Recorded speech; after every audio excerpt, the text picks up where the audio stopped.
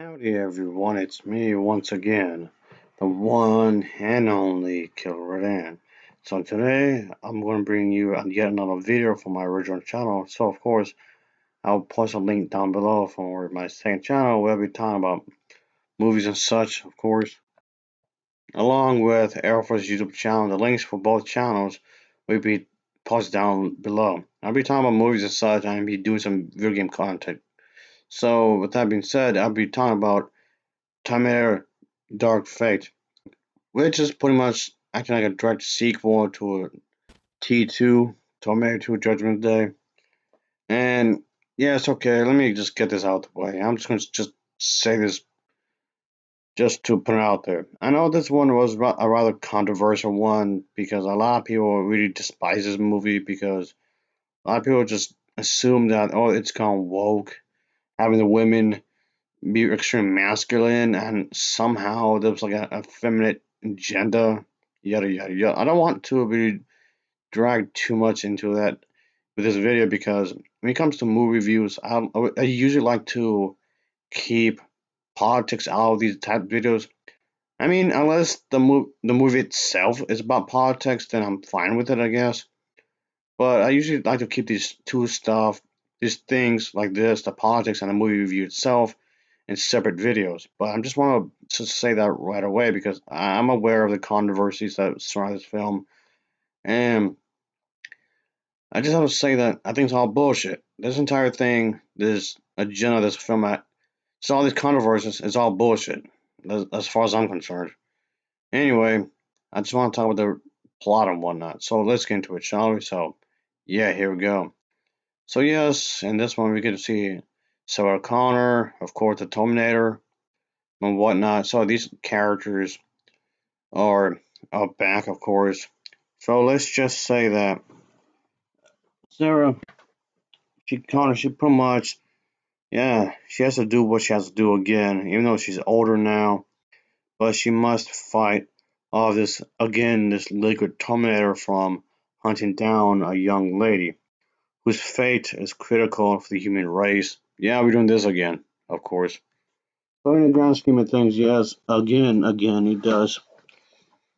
It does feel like a repeat when you think about it. So, in terms of these characters and plot and whatnot, there's a young female Mexican worker who's being hunted down by this seemingly indestructible Terminator from the future, of course.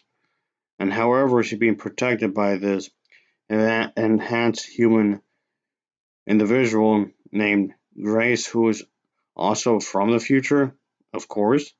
They flee from the seemingly unstoppable Terminator, at least for the time being, anyway. And yes, we get to see Sarah Connor helping them out as they go on the road.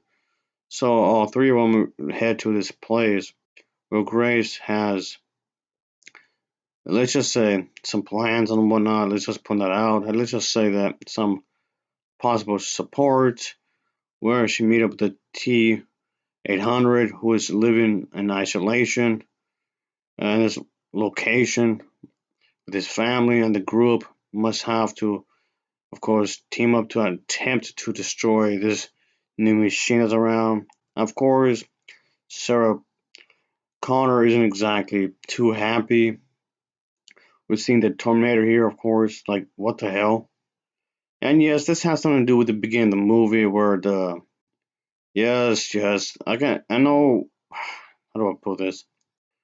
Like I was saying earlier, like one of the controversies that was mentioned earlier is that John Connor, yeah, he has something to do with him in the beginning of the film, and yes, this has a like kind of like a whipper effect throughout the entire film, and let's just say there is a specific reason that Sarah Connor is pretty pissed off. Let's just say that.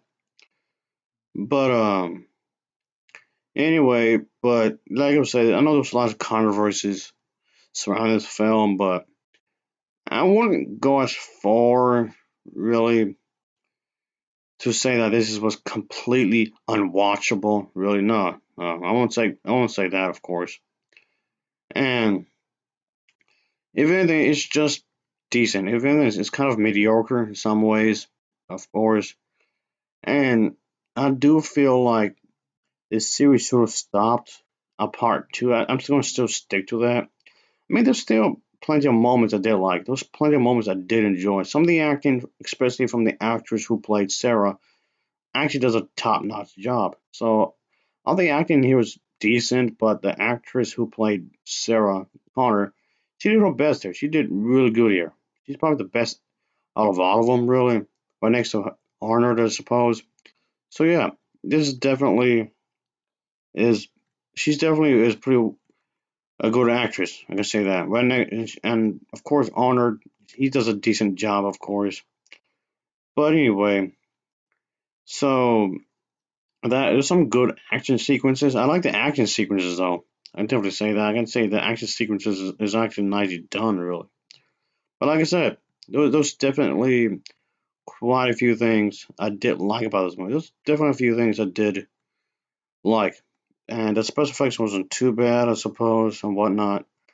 But ultimately, I felt that it could have been more. It could have been much better than what it was. But I didn't hate it. Despite what people, of course, have stated and whatnot, just I don't really understand the negative reviews. In some ways, I actually did enjoy this film more than I hated. So I'll give credit when the credit is due, of course. And yes, obviously, I did think the story was a bit better than compared to the previous one I reviewed, of course, and whatnot. So I'll give this film an overall rating of a 6.4 out of 10. It's a 6.4 out of 10 for me. And as always, thanks for watching. Take care. Until next time. See ya. Oh, yeah. Later.